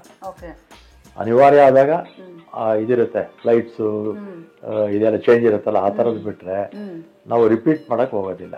ಯಾವುದೋ ಒಂದು 4-5 ದೇಶ ರಿಪೀಟ್ ಆಗಿರ್ಬೋದು. ನನಗೆ ಚೆನ್ನಾಗಿರೋದಂದ್ರೆ ಯುರೋಪ್. ಯುರೋಪ್. ಯುರೋಪ್ ಅಂದರೆ ನಾವು ಸ್ವರ್ಗ ಅಂತ ಹೇಳ್ತೀವಲ್ಲ, ನೋಡಿಲ್ಲ ಸ್ವರ್ಗ ಯಾರೂ, ಆದರೆ ಯುರೋಪೇ ಒಂಥರ ಸ್ವರ್ಗ ಐತೆ. ಸಣ್ಣ ದೇಶ ಆದರೂ ಕೂಡ ಅಷ್ಟೇ, ಅಷ್ಟು ಶುಚಿತ್ವ ಇರ್ಬೋದು. ಅಲ್ಲಿರ್ತಕ್ಕಂಥ ಬಿಲ್ಡಿಂಗ್ಸು ಒಂದೊಂದು ಒಂದು ಏನೋ ಆರ್ಕಿಟೆಕ್ಚರು ಅಷ್ಟೇ ಭಾಳ ಚೆನ್ನಾಗಿರುತ್ತೆ. ಜನನೂ ಅಷ್ಟೇ. ಮನೆಯಲ್ಲಿ ನಿಮ್ಗೆ ಈಗ ತಿಂಡಿ ವಿಷಯಕ್ಕೆ ಏನೋ ಇದಾಗಲ್ಲ ಅಂತಂದ್ರೆ ನೀವೇನ್ ಕೋಪನೇ ಮಾಡ್ಕೊಳಲ್ಲ, ಹಾಗಾಗಿ ಜೊತೆನೂ ಏನ್ ಜಗಳ ಆಗಲ್ಲ ಅನ್ಸುತ್ತೆ. ಒಂದ್ ವೇಳೆ ಮುನಿಸ್ಕೊಂಡ್ರೆ ನೀವು ಸಾರಿ ಕೇಳ್ತೀರಾ ಸರ್ ಮೇಡಮ್ಗೆ? ನಾನು ಯಾರು ಇದುವರೆಗೂ ಸಾರಿನೇ ಕೇಳಿಲ್ಲ, ಲೈಫಲ್ಲೇ ಕೇಳಿಲ್ಲ. ನನ್ನ ಲೈಫಲ್ಲೇ ಯಾರು ನಾನು ತಪ್ಪಾಯಿತು ಸಾರಿ ಅಂತ ಕೇಳಿಲ್ಲ. ಕಾರಣ ಏನಂದ್ರೆ ನಾನು ಏನು ತಪ್ಪು ಮಾಡಕ್ ಹೋಗಲ್ಲ. ಅಲ್ಲ ಸರ್, ಹೊರಗಡೆ ಬಿಡಿ ಸರ್, ಮನೆಯಲ್ಲಿ ಸರ್? ಮನೆಯಲ್ಲೂ ಇಲ್ಲ, ಎಲ್ಲೂ ಇಲ್ಲ ಸರ್. ಸಾರಿಗೆ ಸಚಿವರು ಬಸ್ಸಲ್ಲಿ ಓಡಾಡ್ತಾರ? ನೀವು ಓಡಾಡಿದ್ದೀರಾ ಸರ್? ಲಾಸ್ಟ್ ಯಾವಾಗ ಬಸ್ಸಲ್ಲಿ ಓಡಾಡಿದ್ದು? ಅದೇ ನಮ್ಮ ಫಂಕ್ಷನ್ಸ್ ಆಗುತ್ತಲ್ಲಮ್ಮ, ಆ ಸಂದರ್ಭದಲ್ಲಿ ಬಿಟ್ರೆ ಬೇರೆ ಇಲ್ಲ. ನಾವು ವಿದೇಶಕ್ಕೆ ಹೋದಾಗ ನಾವು ಪ್ಯಾಕೇಜ್ ಇರಲ್ಲ, ನಾವು ಪ್ಯಾಕೇಜ್ ಮಾಡ್ಕೊಳಲ್ಲ. ನಮ್ಗೆ ಯಾವ್ದು ಬೇಕೋ ಹೋಟ್ಲಿಗೆ ಹೋಗ್ತೀವಿ, ಆಮೇಲೆ ನಾವೇ ಸಪ್ರೇಟ್ ಬಸ್ಸಸ್ ಮಾಡ್ಕೊಂಡ್ಬಿಡ್ತೀವಿ. ಪ್ಯಾಕೇಜ್ ಟೂರ್ ಅಂದ್ರೆ ಬೇರೆಯವರು ನಮ್ಮ ಜೊತೆಲಿ ಆಗ್ತಾರೆ. ಆ ಸಂದರ್ಭದಲ್ಲೆಲ್ಲ ಬಸ್ಸಸ್ ಅಲ್ಲಿ ಹೋಗಿದ್ದೀನಿ. ಇಲ್ಲಿ ನಮ್ಮಲ್ಲಿ ಏನೋ ಪ್ರೋಗ್ರಾಮ್ಸ್ ಎಲ್ಲ ಆದಾಗ ಹೋಗಿದ್ದೀನಿ. ಅದನ್ನ ಬಿಟ್ಟು ಎಷ್ಟು ವರ್ಷದಿಂದ ನೀವು ಬಸ್ಸಲ್ಲಿ ಟ್ರಾವೆಲ್ ಮಾಡಿದ್ದೀರಾ? ನಾವು ಕಾಲೇಜಿಗೆ ಹೋದಾಗ ನಮ್ಮ ಮನೆ ಜಯನಗರದಲ್ಲಿ ಇತ್ತಲ್ಲ, ಆವಾಗ ನಾನು ಓದಿದ್ದು ಗೌರ್ಮೆಂಟ್ ಸೈನ್ಸ್ ಕಾಲೇಜು, ಆವಾಗ arts college, arts and science ಎರಡೂ ಒಂದೇ ಕಾಲೇಜ್ ಆಗಿತ್ತು. ಆಗ ಮಾರ್ಕೆಟಿಗೆ ಬಂದು ನಡ್ಕೊಂಡ್ ಬರ್ತಿದ್ದೆ, ಇಲ್ಲ ಅಂದ್ರೆ ಮೆಜೆಸ್ಟಿಕ್ ಬಂದು ಮೈಸೂರು ಬ್ಯಾಂಕ್ ಹತ್ರ ಹಿಡಿತಾ ಇದ್ದೆ. ಆಮೇಲೆ ಲಾ ಕಾಲೇಜ್ ಓದುವಾಗ ನಾನು ಆಲ್ಮೋಸ್ಟ್ MLA ಆಗೋವರೆಗೂ ಬಸ್ಸಲ್ಲಿ ಹೋಗ್ತಾ ಇದ್ವಿ. ಕಾರ್ಪೊರೇಟರ್ ಆಗಿದ್ದಾಗಲೂ ಕಡಿಮೆ ಆಗೋಯ್ತು. ಸರ್, ನನಗೆ ಐರಾವತ ಕ್ಲಬ್ ಕ್ಲಾಸ್ ಬಸ್ ಅಂದ್ರೆ ತುಂಬಾ ಇಷ್ಟ. ನಿಮ್ಗೆ ಯಾವ ಬಸ್ ಇಷ್ಟ ಸರ್? ಅದೇ ಬೆಸ್ಟ್. ನಮ್ಮ ರಾಜ್ಯದ್ದು ಪ್ರಪಂಚದಲ್ಲೇ ಮೊನ್ನೆ ಹೊಸ ಬಸ್ 20 ಬಿಟ್ರಲ್ಲ, ಹೋಲ್ಬೋದು. ಪ್ರಪಂಚದಲ್ಲಿ ಏನು ಬೆಸ್ಟ್ ಮಾಡೆಲ್ ಇದೆಯೋ ಅದೇ ಮಾಡೆಲ್ಲೇ ಐರಾವತ ಎಲ್ಲಾ ದೇಶದಲ್ಲೂ ಇದೇ ಮಾಡೆಲ್ಲೇ ಇರೋದು. ಓ ಸೂಪರ್. ನಿಮ್ಗೂ ಅದೇ ಬಸ್ ಇಷ್ಟನಾ ಸರ್? ಚೆನ್ನಾಗಿರುತ್ತೆ, ಅಂದ್ರೆ ಲಾಂಗ್ ಜರ್ನಿಗೆ ಫೆಸಿಲಿಟೀಸ್ ಚೆನ್ನಾಗಿರುತ್ತೆ. ಸರ್, ರಾಜಕೀಯ ನಿಮ್ಗೆ ಯಾವತ್ತಾದ್ರೂ ಬೇಸರ ತಂದಿದ್ಯಾ? ನಾನು ಯಾಕಾದ್ರೂ ಬಂದೆ ಅಂತ ಅನ್ಸಿದ್ಯಾ ನಿಮ್ಗೆ? ರಾಜಕೀಯ ಬೇಸರ ಆಗೋದೇ ಇಲ್ಲ, ಬೇಸರ ಮಾಡ್ಕೊಳ್ಳೋಕೆ ಪ್ರಶ್ನೆನೇ ಬರೋದಿಲ್ಲ. ಯಾಕಂದ್ರೆ ನಾನು ಬಹಳ ಸುಲಭವಾಗಿ ತಗೊಳ್ತೀನಿ, ಈಸಿ ಗೋಯಿಂಗು. ಆದ್ರಾಗ್ಲಿ ಹೋದ್ರೆ ಹೋಗ್ಲಿ ಅಂತ ಅಷ್ಟೇ. ನಾನೇನು ಸೀರಿಯಸ್ ಆಗಿ ಇದು ಮಾಡೋಕ್ಕೂ ಹೋಗಲ್ಲ. ಜನ ಇಷ್ಟಪಟ್ಟರೆ ವೋಟ್ ಹಾಕ್ತಾರೆ. ಈಗ ನನ್ನ ವಿರುದ್ಧ ನಿಂತಿದ್ದ ಅಂತವರು ಈ ಸಲ ನಮ್ಮ ಕ್ಷೇತ್ರದಲ್ಲೇ ಬಂದು ಕೇಳಿ ನಾನೇ ಸುರಿದ್ರು. ನಾನು ಯಾವಾಗಲೂ ಕೂಡ ನಾನು ತಲೆ ಕೆಡಿಸ್ಕೊಳ್ಳಿಲ್ಲ. ಜನ ಇಷ್ಟ ಇದ್ರೆ ವೋಟ್ ಹಾಕ್ತಾರೆ, ಇಲ್ಲ ಅಂದ್ರೆ ಬೇಡ ಅಂತ ನಾನು ಎಷ್ಟಿದೆ ಅಷ್ಟೇ ನಾನು ಮಾಡಿ. ಸೌಮ್ಯ ರೆಡ್ಡಿ ಅವರು 16 ವೋಟ್ಗಳಿಂದ ಸೋಲ್ತಾರೆ ಸರ್? ಸೋತಿಲ್ಲಮ್ಮ, ಸೋಲ್ತಿತ್ತು. ಅಲ್ಲಿ 2023ರಲ್ಲಿ ಚುನಾವಣೆ ಆದಂಥ ಸಂದರ್ಭದಲ್ಲಿ ಸೆಂಟ್ರಲ್ ಗೌರ್ಮೆಂಟು ಎಲೆಕ್ಷನ್ ಕಮಿಷನ್ ಒಂದು ಸರ್ಕ್ಯುಲರ್ ಕೊಡ್ತಾರೆ. ಆ ಸರ್ಕ್ಯುಲರಲ್ಲಿ 80 ವರ್ಷಕ್ಕಿಂತಲೂ ಮೇಲ್ಪಟ್ಟವ್ರಿಗೆ ಮನೆಗೆ ಹೋಗಿ ಮತನ ತಗೊಳ್ಳೋವಂಥ ಹಕ್ಕು ಕೊಡ್ತಾರೆ. ಆಗ ಆಫೀಸರ್ಸ್ ಹೋದಾಗ ವಿಡಿಯೋ ಮಾಡಬೇಕು, ಆಮೇಲೆ ವೋಟ್ ಹಾಕೋರು ರೈಟ್ ಮಾರ್ಕೆ ಹಾಕಬೇಕು. ಅವ್ರಿಗೆ 80 ವರ್ಷಕ್ಕೆ ಮೇಲ್ಪಟ್ಟವ್ರಿಗೆ ಸಹಾಯಕರು ಒಬ್ಬರು ಕೊಡ್ತಾರೆ ವೋಟ್ ಹಾಕೋದಕ್ಕೆ. ಆಮೇಲೆ ಆಫೀಸರ್ ಯಾರು ಹೋಗಿದ್ದಾರೆ ಡೆಸಿಗ್ನೇಷನು, ಆ ಸೀಲು ಎಲ್ಲ ಇರಬೇಕು ಅಂತಿದೆ. ಅದ್ರ ಪ್ರಕಾರ ಕೌಂಟ್ ಮಾಡಿದಾಗ 160 ವೋಟ್ ಜಾಸ್ತಿ ಬಂತು. ಯಾರೋ ಒಬ್ಬ ಬಂದಿದ್ದ, UPನೋ ಬಿಹಾರದ ಯಾರೋ ಒಬ್ಬ IAS ಅಧಿಕಾರಿ ಅಬ್ಸರ್ವರ್ ಆಗಿ. ಆ ಅಬ್ಸರ್ವರ್ ಆ 2023 ಸರ್ಕ್ಯುಲರ್ ಬಿಟ್ಬಿಟ್ಟು ಹಳೆ ಸರ್ಕ್ಯುಲರ್ ಇತ್ತು 2022, ಆ ಸರ್ಕ್ಯುಲರ್ ಪ್ರಕಾರ ಕೌಂಟ್ ಮಾಡಿದ್ದ. ಅಲ್ಲಿ ನಮ್ಮ ಯಾರು ಅಧಿಕಾರಿ ಇದ್ರಲ್ಲ ಅವ್ರಿಗೆ ಸಂಪೂರ್ಣ ಅಧಿಕಾರ ಇತ್ತು, ಅವರೇ ಡಿಕ್ಲೇರ್ ಮಾಡಬಹುದಿತ್ತು. ಅವ್ರು ಯಾಕೋ ಹೆದರ್ಕೊಂಡು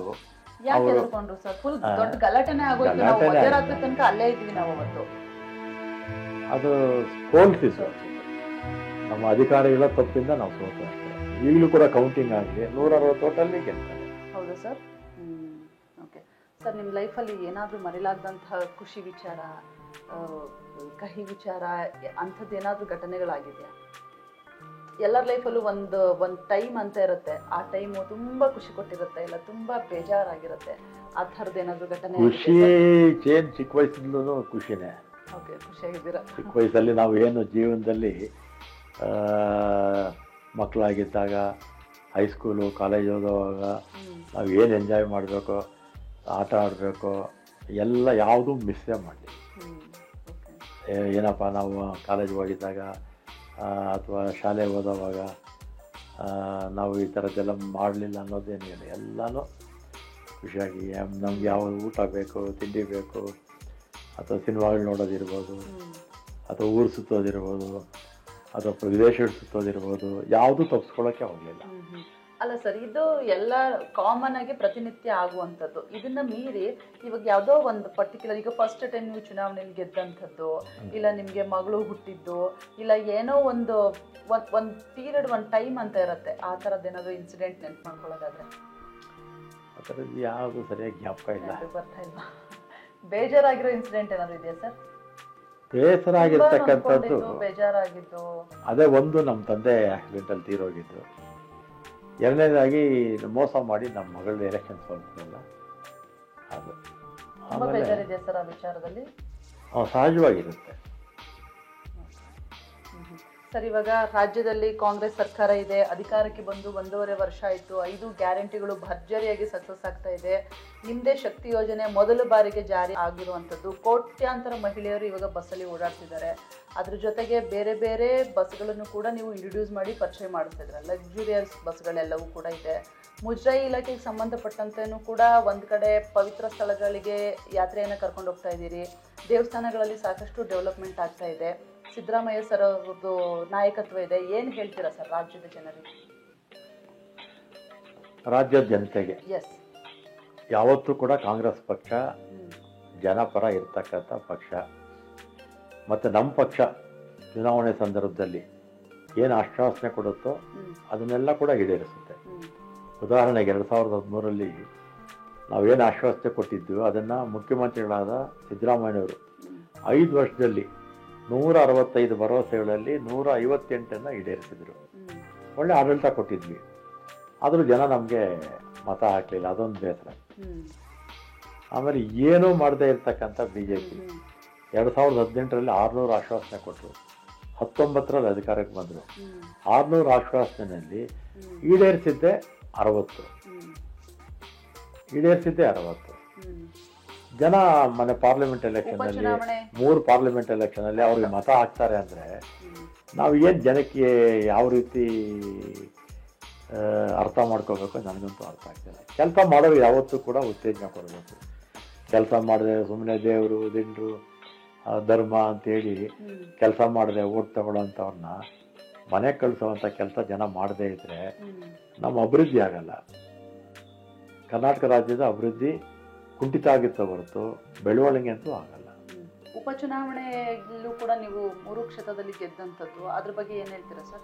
ಉಪಚುನಾವಣೆ ಭಾಳ ಇಂಪಾರ್ಟೆಂಟ್ ಇತ್ತಮ್ಮ ಇದು. ಹೌದು ಸರ್. ಯಾಕಂದರೆ ವಾಲ್ಮೀಕಿ ಹಗರಣ, ಹೌದು, ಮೂಢ ವಿಚಾರಗಳೆಲ್ಲ ಬಂದಿತ್ತು ಅವಾಗ ಭಾಳ. ಆಮೇಲೆ ಕೊನೆಯಲ್ಲ ವಕ್ಫ್ ಬೇರೆ ಬಂತು. ಹೌದು. ಆಗ ಈ BJPಯವರು JDS ಅವರು ಒಂದು ಬೇರೆ ಆಗ್ಬಿಟ್ರು. ಹೌದು. ಒಂದಾಗಿ ನಮ್ಮ ಮೇಲೆ ಇದನ್ನೆಲ್ಲ ಇಟ್ಕೊಂಡು ನಾವೇನು ಗೆಲ್ತೀವಿ ಆಗೋಯ್ತು. ಎಲೆಕ್ಷನ್ ಆದಮೇಲೆ ಒಂದಷ್ಟು ಜನ ರಾಜೀನಾಮೆ ಕೊಟ್ಬಿಡ್ತಾರೆ, ಬಂದ್ಬಿಡ್ತಾರೆ, ನಮ್ಮ ಸರ್ಕಾರ ಬಂದ್ಬಿಡುತ್ತೆ, ಸಮ್ಮಿಶ್ರ ಸರ್ಕಾರ ಆಗ್ಬಿಡ್ತೀವಿ, CM ಆಗಬೇಕು ಅಂತ ಕನಸು ಕಾಣ್ತಾ ಇದ್ರು, ಹೋಮ್ ಮಿನಿಸ್ಟರ್ ಆಗಬೇಕು ಅಂತ ಕನಸು ಕಾಣ್ತಾ ಇದ್ರು, ಈ ರೀತಿ ಕನಸು ಕಾಣ್ತಾ ಇದ್ರು. ಈ ಬೈ ಎಲೆಕ್ಷನ್ ಆಯ್ತಲ್ಲ, ಅದರಲ್ಲೂ ಚನ್ನಪಟ್ಟಣ ಭಾಳ ವರ್ಷಗಳಿಂದ JDS ವರ್ಷದಲ್ಲೇ ಇತ್ತು. ನಿಂತಿದ್ದು ಕೂಡ ಕುಮಾರಸ್ವಾಮಿ ಅವ್ರ ಮಗ, ಅವರು ಈಗ ಕೇಂದ್ರದಲ್ಲಿ ಮಂತ್ರಿ, ಪ್ಲಸ್ ದೇವೇಗೌಡರು ಮೊಮ್ಮಗ. ದೇವೇಗೌಡರು ಬಂದು ಸುಮಾರು ಒಂದು 8 ದಿನಗಳ ಕಾಲ ಮೊಮ್ಮಗನ ಪರ ಮತಯಾಚನೆ ಮಾಡಿದರು. ಕುಮಾರಸ್ವಾಮಿ ಅವರು ಮತಯಾಚನೆ ಮಾಡಿದರು. ಅಂಥ ಸಂದರ್ಭದಲ್ಲಿ ಅಲ್ಲಿ ಸುಮಾರು 26-27 ಸಾವಿರ ಮತ ಬಂದಿದ್ದು ಸಹಜವಾಗಿ ನಮ್ಮ ಪಕ್ಷಕ್ಕೆ ಬಲ ಬಂದಂಗೆ ಆಯಿತು. ಯಾಕಂದರೆ ಪಾರ್ಲಿಮೆಂಟಲ್ಲಿ ಏನಾಗಿತ್ತು, ಮಂಡ್ಯ, ತುಮಕೂರು, ಈ ಕಡೆ ಬೆಂಗಳೂರು ಗ್ರಾಮಾಂತರ ಇಲ್ಲೆಲ್ಲ ಕೂಡ ನಮ್ಗೆ ಹಿನ್ನಡೆ ಆಗಿತ್ತು. ಅದೊಂದಾಯಿತು. ಆಮೇಲೆ ಎರಡನೇದಾಗಿ ತುಕಾರಾಮ್ ಅವ್ರದ್ದು ಲೀಡ್ ಕಡಿಮೆ ಆಯಿತು, ಗೆದ್ದರು. ಓಕೆ, ಅವರ ಶ್ರೀಮತಿಯವರು. ಆಮೇಲೆ ಬಸವರಾಜ ಬೊಮ್ಮಾಯಿ ಅವರು 4 ಟರ್ಮಿಂದ ಗೆದ್ದಿದ್ರು, 4 ಸಲ ಗೆದ್ದಿದ್ರು. ಈಗ ಅವ್ರ ಮಗ ನಿಂತಿದ್ರು. ಅಲ್ಲಿ ಕೂಡ ಪ್ರಾಬಲ್ಯ ಅವರ ಸಮಾಜದ್ದೇ ಇತ್ತು. ಸರ್, ಶಿಗ್ಗಾವಿನಲ್ಲಿ ಮೊದಲು BJP ಅಲ್ಲೇನೇ ಇತ್ತು, ಅದೇ ಮಾತುಗಳು ಇತ್ತು ಅಲ್ವಾ ಸರ್? ಭಾರತ್ ಅವರು ಗೆಲ್ತಾರೆ, ಅನ್ನೋದೇ ಇತ್ತು. ಶಿಗ್ಗಾವಿನಲ್ಲೂ ಕೂಡ ನೀವು ಗೆಲ್ತೀರಾ ಅನ್ನೋ ಕಾನ್ಫಿಡೆನ್ಸ್ ನಿಮಗಿತ್ತ ಸರ್? ನಾನು ಹೋಗಿರಲಿಲ್ಲ, ಆದರೆ ನಮ್ಮ ಲೀಡರ್ಸ್ಗೂ ವಿಶ್ವಾಸ ಇತ್ತು. ಎಸ್. ಆಮೇಲೆ ಆ ಕೊನೆಯಲ್ಲಿ ವಕ್ಫು ಇದೆಲ್ಲ ಬಂತು, ಅದನ್ನ ಇಟ್ಕೊಂಡು ಅಪಪ್ರಚಾರ ಮಾಡಿದ್ರು. ಅದರ ಜನ ತಿರಸ್ಕಾರ ಮಾಡಿದ್ರು. ಒಂದು ಕಡೆ ಬೊಮ್ಮಾಯಿಯವರ ಮಗ ಮಾಜಿ ಮುಖ್ಯಮಂತ್ರಿ, ಇನ್ನೊಂದು ಕಡೆ ಕುಮಾರಸ್ವಾಮಿ ಅವರ ಮಗ, ಇವರು ಮಾಜಿ ಮುಖ್ಯಮಂತ್ರಿ, ಹಾಲಿ ಕೇಂದ್ರ ಮಂತ್ರಿ. 3ಕ್ಕೆ 3 ಸ್ಥಾನ ಬಂದಿದ್ದು ಕೂಡ ನಮ್ಮ ಪಕ್ಷಕ್ಕೆ ಸ್ವಲ್ಪ ಏನೋ ಒಂದು ಅಳುಕಿತ್ತಲ್ಲ, ಅದು ನಿವಾರಣೆ ಆಯಿತು. ಮತ್ತು ಜನ ಕೂಡ ನಮ್ಮ ಗ್ಯಾರಂಟಿಗಳನ್ನು ಇಷ್ಟಪಟ್ಟಿದ್ದಾರೆ, ಅದರಲ್ಲಿ ವಿಶೇಷವಾಗಿ ಮಹಿಳೆಯರಂತ ಬೈ ಎಲೆಕ್ಷನ್ಸ್ ರಿಸಲ್ಟ್ಸಲ್ಲೇ ನಮಗೆ ಗೊತ್ತಾಗುತ್ತೆ. Yes sir. Okay sir, thank you sir. ಒಂದಷ್ಟು ರಾಜಕೀಯದ ಬಗ್ಗೆ ನಾವು ಯಾವಾಗಲೂ ಬೈಟ್ ತೊಗೊಳಕ್ಕೆ ಬಂದಾಗ ಮಾತಾಡುವಾಗ ಸಿಕ್ಕಾಗೆಲ್ಲ ಮಾತಾಡ್ತಿದ್ವಿ. ಬಟ್ ಪರ್ಸ್ನಲ್ ಲೈಫ್ಗಳ ಬಗ್ಗೆ ಈಗ ಒಬ್ಬರು ಲೀಡರ್ ಅಂದರೆ ರಾಜ್ಯದ ಜನರಿಗೆ ಒಂದಷ್ಟು ಕ್ಯೂರಿಯಾಸಿಟಿ ಇರುತ್ತೆ, ಇವರು ಹೇಗಿರ್ತಾರೆ, ಏನು ಇವ್ರದ್ದು ಏನೋ ಇಷ್ಟ ಕಷ್ಟಗಳು, ಅವೆಲ್ಲವೂ ಕೂಡ ಕ್ಯೂರಿಯಾಸಿಟಿ ಇತ್ತು. ನಮ್ಮ ಜೊತೆ ಇವತ್ತು ಶೇರ್ ಮಾಡ್ಕೊಂಡಿದ್ದೀರಾ, ಥ್ಯಾಂಕ್ ಯು ಸರ್. ಎಸ್, ಇದಿಷ್ಟು ಸಾರಿಗೆ ಹಾಗೂ ಮುಜರಾಯಿ ಸಚಿವರಾದಂತಹ ರಾಮಲಿಂಗ ರೆಡ್ಡಿ ಸರ್ ಅವರ ಮಾತು. ಮುಂದಿನ ಕಾರ್ಯಕ್ರಮದಲ್ಲಿ ಮತ್ತೋರ್ವ ವಿಶೇಷ ಅತಿಥಿಯೊಂದಿಗೆ ನಾನು ನಿಮ್ಮ ಮುಂದೆ ಬರ್ತೀನಿ. ನೋಡ್ತಾ ಇರಿ ಫಸ್ಟ್ ವ್ಯೂ ಕನ್ನಡ. ಸಬ್ಸ್ಕ್ರೈಬ್ ಮಾಡಿ, ಲೈಕ್ ಮಾಡಿ, ಶೇರ್ ಮಾಡಿ, ಕಮೆಂಟ್ ಮಾಡಿ. Thank you.